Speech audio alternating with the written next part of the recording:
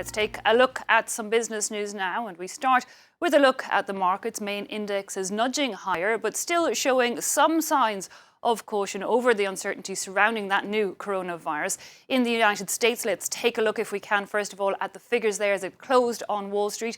The S&P 500 and the tech-heavy Nasdaq both reaching some records there. You can see the S&P both up, in fact, over 0.1%. The Dow Jones, meanwhile, finishing flat.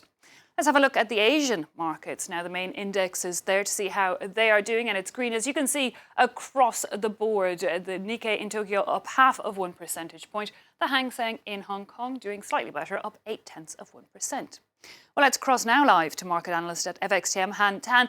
And we're seeing somewhat of a rally on the main markets there. Are fears finally subsiding over this new coronavirus? We did hear positive sentiment over in the US, but so many factories in China were closed for so long. Will there be a longer term impact? Yeah, and I think the longer-term impact will be seen or confirmed in the incoming economic data.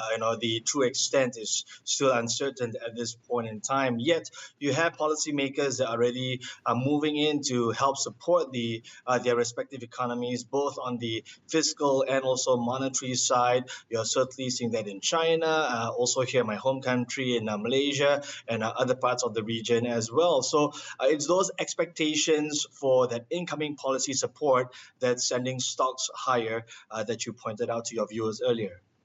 And meanwhile, Han, looking even further, any potential impact on the US-China trade talks? We only had seen the first phase of that deal passed quite recently.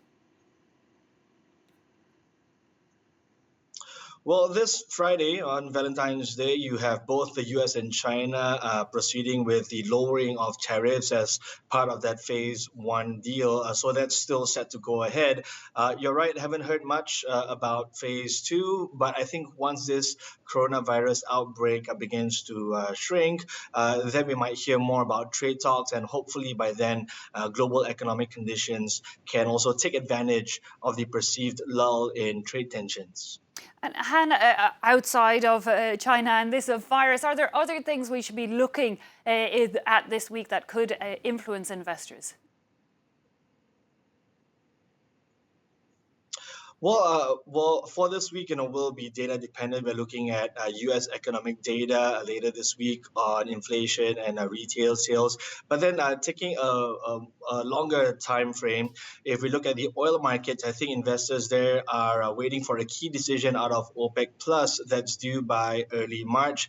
I think these major oil producers will have to decide whether or not to trigger more supply cuts to the tune of an additional 600,000 barrels per day. If those extra cuts happen, then we could see oil prices climb slightly higher. But if that decision does not materialize, we could see oil prices crumbling below that $50 a barrel mark. But I don't think OPEC Plus is willing to risk such a scenario.